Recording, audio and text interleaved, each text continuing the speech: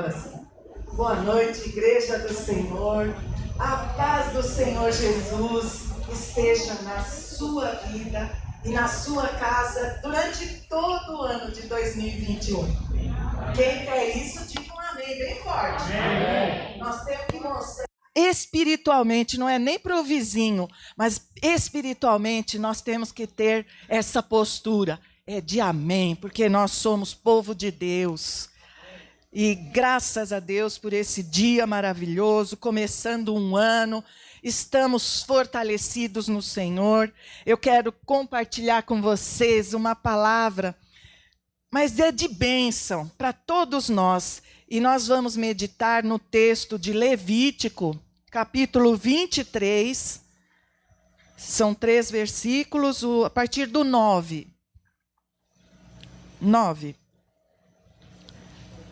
E falou, se vocês quiserem ler aqui, e falou o Senhor a Moisés, dizendo: fala aos filhos de Israel e dize-lhes: quando houverdes entrado na terra que vos hei de dar, e cegardes a sua cega, então trareis um molho das primícias da vossa cega ao sacerdote. E ele moverá o molho perante o Senhor, para que sejais aceitos. Ao seguinte dia do sábado, o moverá o sacerdote. Parece que não tem muito sentido, mas nós vamos caminhar de passinho para a gente entender esse texto. Como hoje é um culto, é o primeiro domingo, primeiro culto que a igreja Sal da Terra Central está reunida neste ano, é sempre comum a gente trazer uma palavra que combine com o início do ano. E eu pesquisei na Bíblia, a Bíblia fala de várias vezes o primeiro dia do primeiro mês. Nunca tinha me chamado a atenção. E são coisas importantes que aconteceram no primeiro dia do primeiro mês.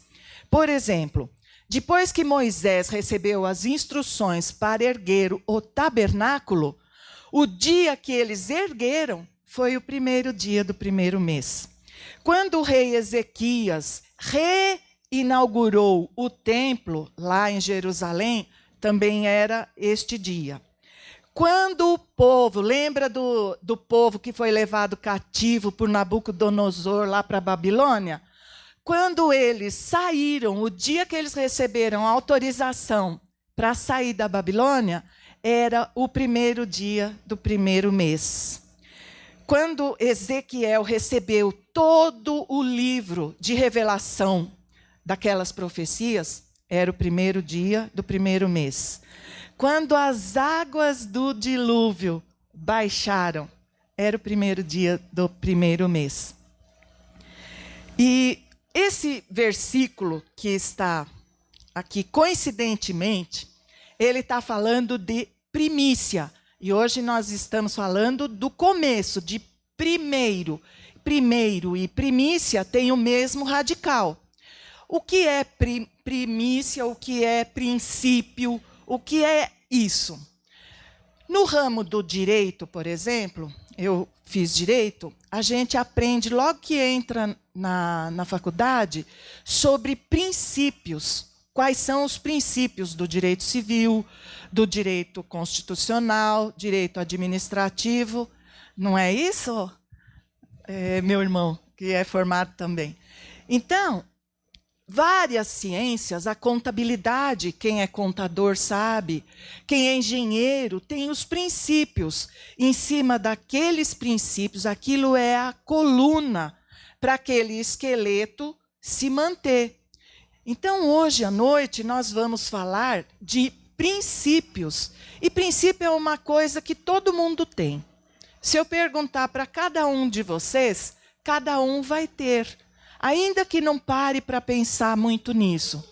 Eu tenho um princípio, desde que eu me conheço por gente, eu tenho esse princípio. Foi dado desde o berço. Irmãos, eu não pego nada que não seja meu.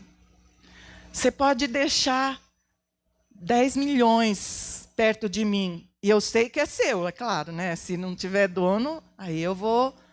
Não é o caso, eu estou falando pegar o que não me pertence. Esse é um princípio particular meu. Eu gosto de ser assim e acho que nunca vou mudar, porque vou ter esse jeito.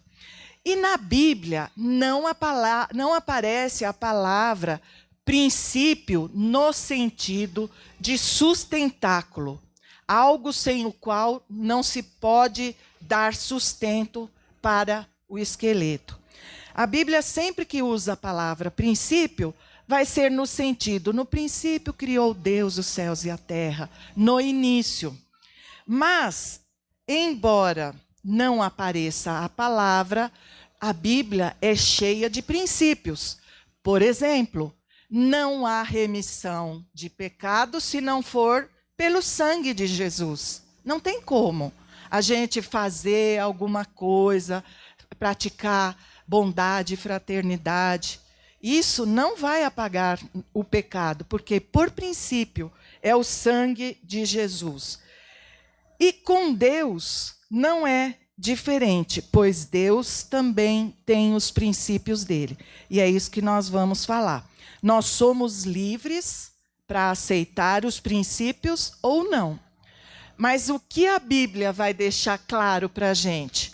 Ela usa uma linguagem lá com o apóstolo Paulo, na conversão dele, que fala assim: duro é para você recalcitrar contra os aguilhões. Quer dizer, é duro dar murro em ponta de faca. E quando a gente não segue o princípio, é isso que acontece. A gente acaba dando murro em ponta de faca. A época que nós vivemos, ela anda sem princípio. Para você que é jovem, medite nisso. Por quê? Os avós foram passando, com os filhos já amenizaram, e agora com os netos flexibilizaram mais ainda os princípios. Lá na minha casa, irmãos, meu avô era um homem ruim, malvado, endemoniado. Imagina um homem bravo, mas muito mal. Era o meu avô. Meu avô fazia cada coisa com o meu pai, e quando eu já estava moça, eu falava: pai, você vai ouvir isso e não vai falar nada? Mas era princípio do meu pai. Ele falava: ele é meu pai. Eu nunca vou levantar a voz para ele. E hoje em dia, talvez se eu fosse falar para uma classe de gente assim um pouco mais jovem, de uns 9, 10 anos, talvez isso soasse tão absurdo, porque esse princípio já não é mais encarado como já foi, né, Dalva? Na nossa época, como que era? Hoje, flexibilizaram. Infelizmente, porque isso está na Bíblia como princípio. Honra teu pai e tua mãe, para que se prolonguem os teus dias na face da terra. E esse que nós lemos em Levítico não é o único. Deus tem vários. E ele é muito didático. Imagina Deus soberano tendo que ensinar um princípio, algo que as pessoas nunca pudessem abandonar ou deixar de lado.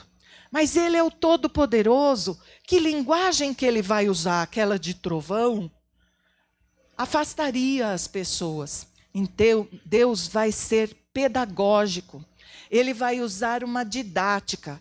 Ele vai pegar as coisas que são comuns no dia a dia daquele homem, da época de Moisés. Gente que não sabia nem ler, nem escrever.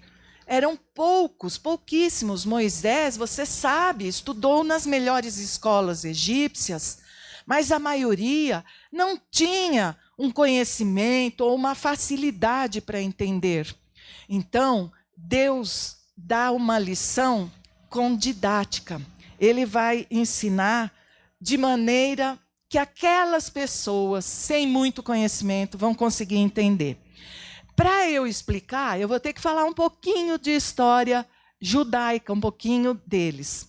O povo judeu, eles têm 2 calendários. É um pouquinho difícil de entender o jeito que eles calculam. Eles usam tanto o sol quanto a lua. Nosso, gregoriano, só usa o sol. E tem umas diferenças. Para eles, de acordo com a Torá, o primeiro mês, que se chama Nissan ou Abib, não é janeiro. O primeiro mês, para nós, para equivaler, é mais ou menos entre março e abril. Tanto que a Páscoa, você já notou que a nossa Páscoa nunca é uma data fixa? Como dia 25 de dezembro? Você já parou para notar? Cada ano, tanto a festividade do Carnaval, que varia em função da Páscoa. Por quê?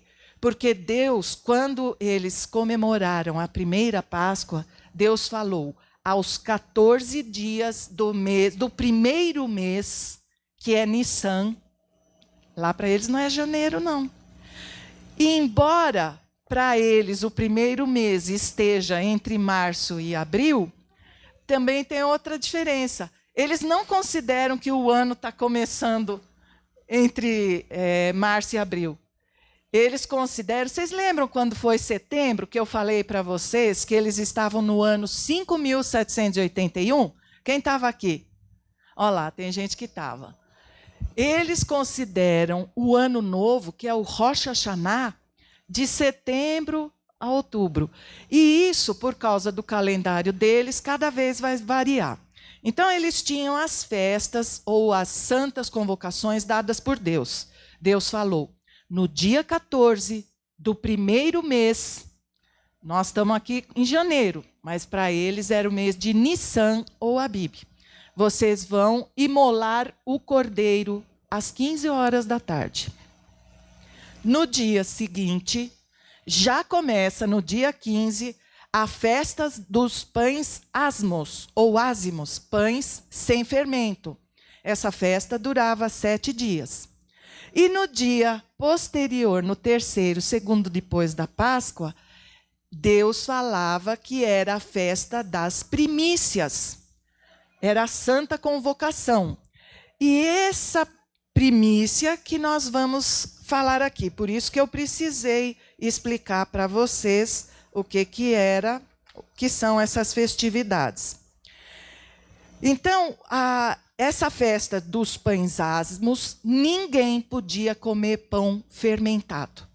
Era um pão que até hoje em Israel os religiosos comemoram, que chama matzah.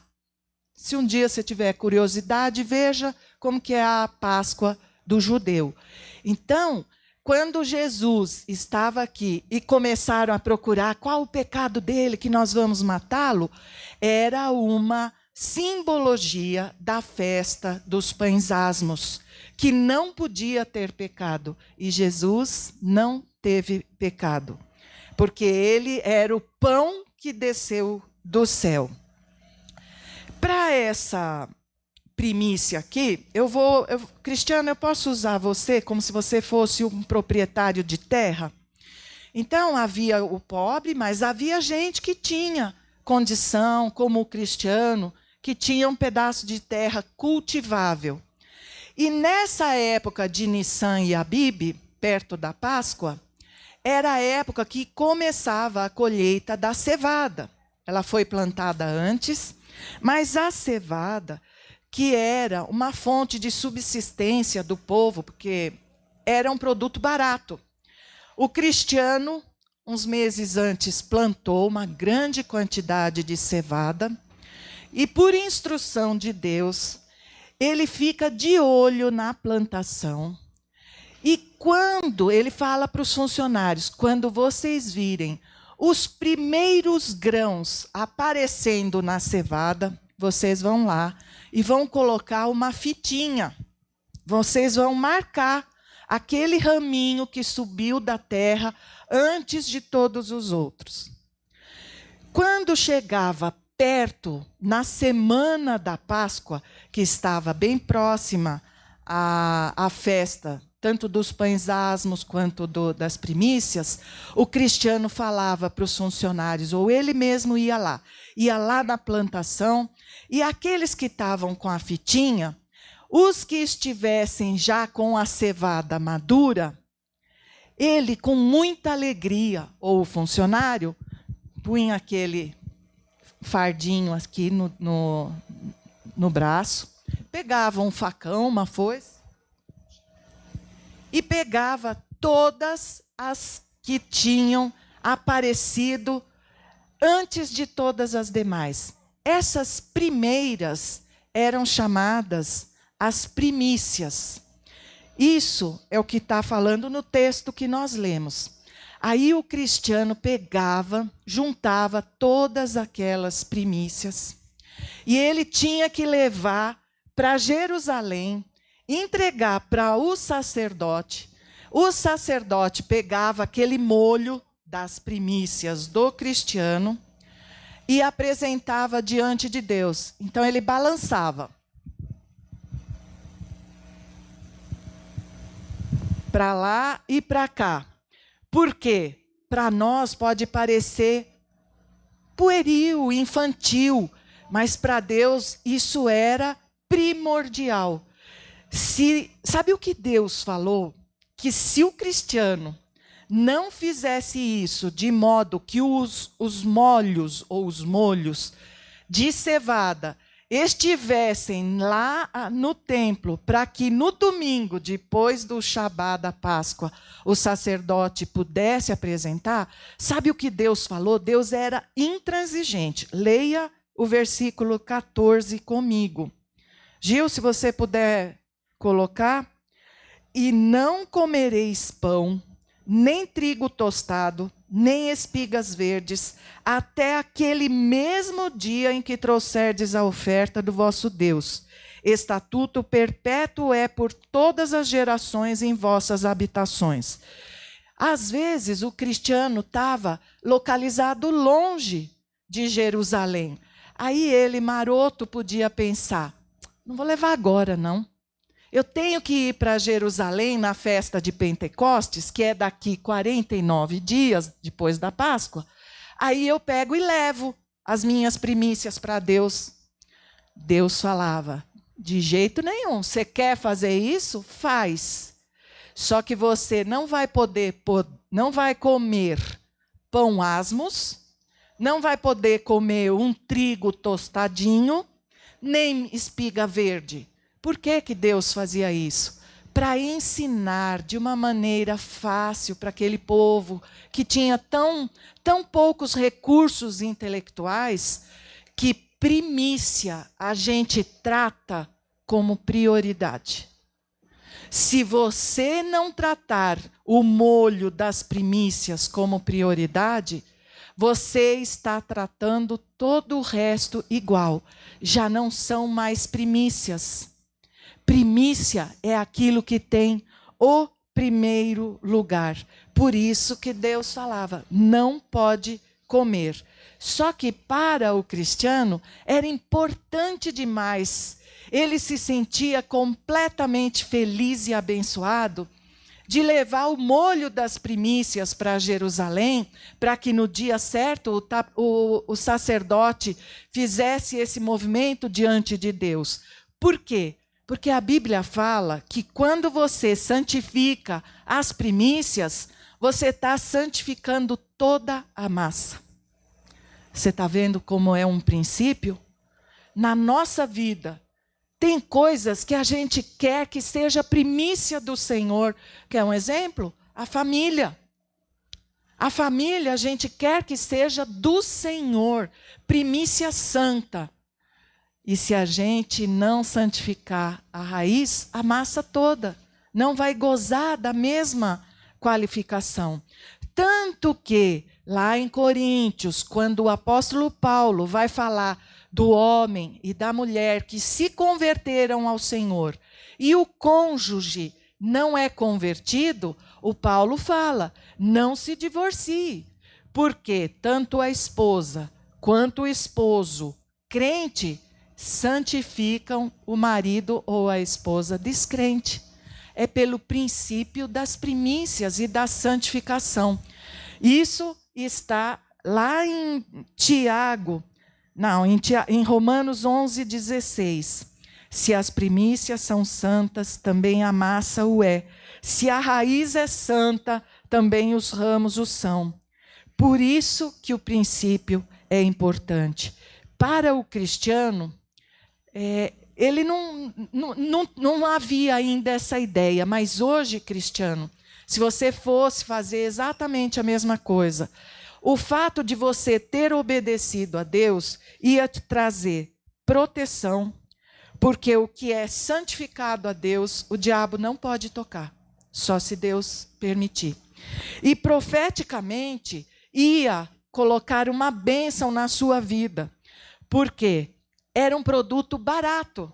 Aquela cevada apresentada tinha pouquíssimo valor, porque ela não era toda a colheita, era uma partezinha, a primeira que brotou. Mas aquilo ia se tornar numa grande colheita. Sozinha era nada, mas colhida significaria um grande lucro financeiro. E a Bíblia fala que nós somos primícias de Deus.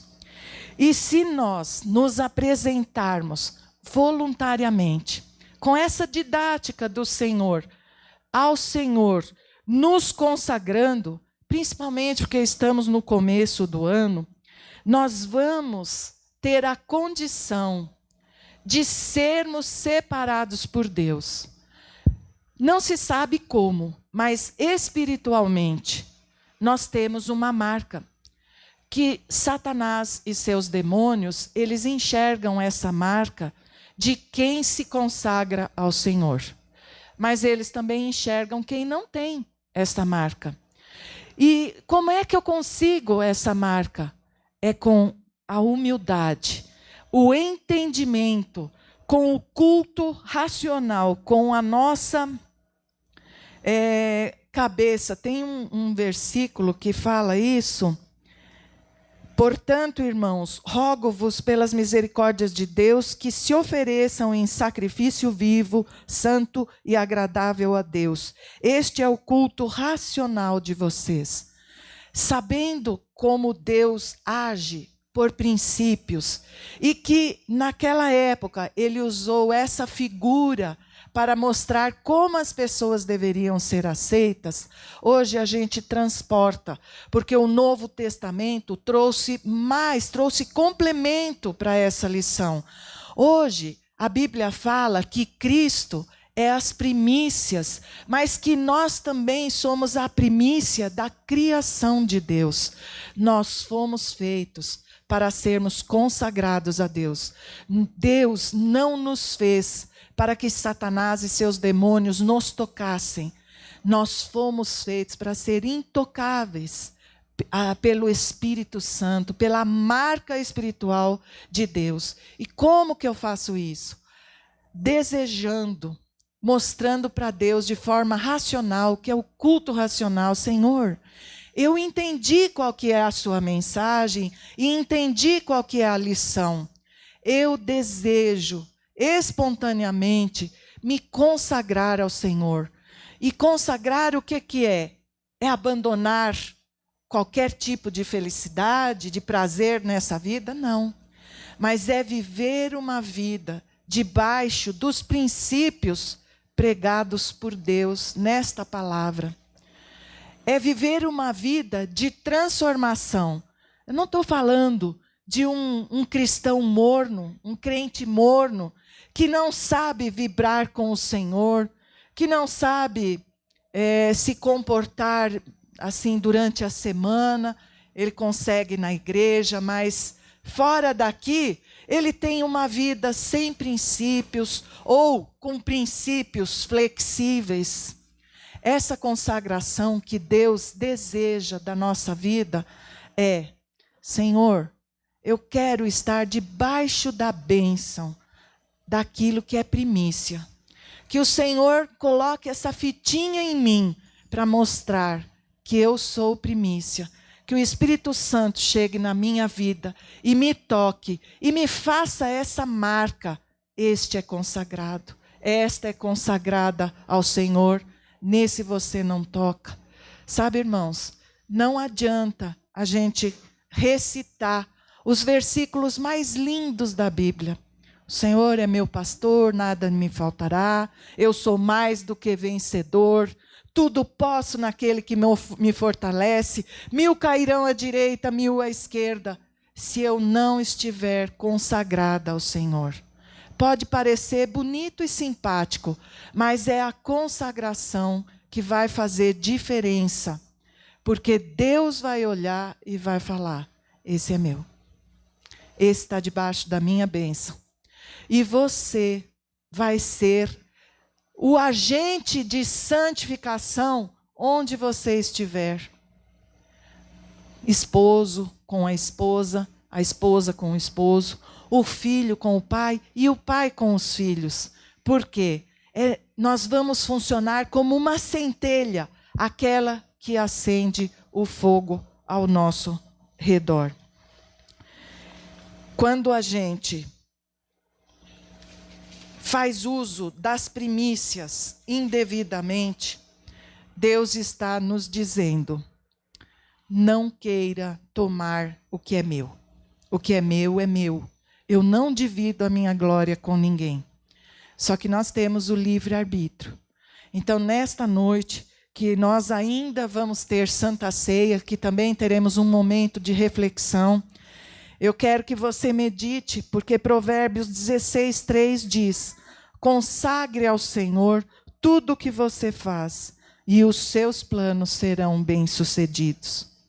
Se você entendeu essa mensagem do Senhor, e você está sentindo uma vontade de levar uma vida consagrada ao Senhor, no seu coração mesmo, agora, cada um consigo mesmo, faça uma oração. Eu vou fazer uma oração agora única, mas você aí no seu lugar, fale com Deus. Senhor nosso Deus, graças te damos, Pai, porque o Senhor escolheu maneiras simples de grandes coisas acontecerem, e a consagração é uma delas. Senhor, faz da nossa vida um vaso de honra, um vaso consagrado ao Senhor, de maneira que quando nós nos posicionarmos na sociedade, a sociedade possa nos enxergar como luz do mundo, como sal da terra. Que nós tenhamos, Senhor, um cheiro diferente, um cheiro espiritual dessa consagração que o Senhor requer daqueles que querem ser aceitos por Deus. É uma mensagem tão simples, Senhor, mas que vai fazer um efeito tão grande na nossa vida. Ministra, Espírito Santo, no nosso coração sobre a profundidade deste tema, o quanto o Senhor requer que não mexam nas suas primícias. O que é primícia é do Senhor. Quando se mexe na primícia, ela deixa de ser primícia e passa a ser uma oferta qualquer, mas não é mais primícia. Então, queremos te pedir, Senhor, trabalha na nossa vida, continua ministrando todos os dias deste ano, que todos nós, Senhor, sejamos consagrados ao único Deus verdadeiro que fez os céus e a terra, e no seu Filho Jesus Cristo, que é o único mediador entre Deus e os homens. Em nome de Jesus, oramos e pedimos. Amém. Quero chamar o pastor Sandro.